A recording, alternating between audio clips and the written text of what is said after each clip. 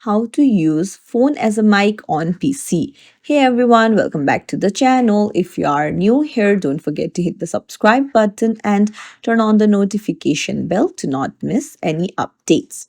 So in this video, I'm going to show you a simple way to use your phone as a wireless microphone for your PC using an app called WoMic. So you need to go to your app store, go to the search bar and search for WOMIC.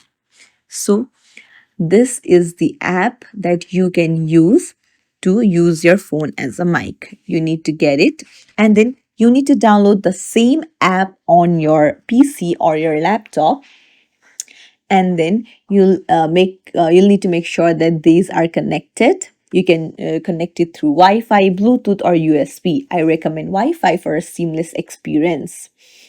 And then once you have connected it, you can simply have a wireless microphone using your phone. That's it. If you found this tutorial helpful, don't forget to like the video and subscribe to our channel for more tips and tricks. Thank you for watching.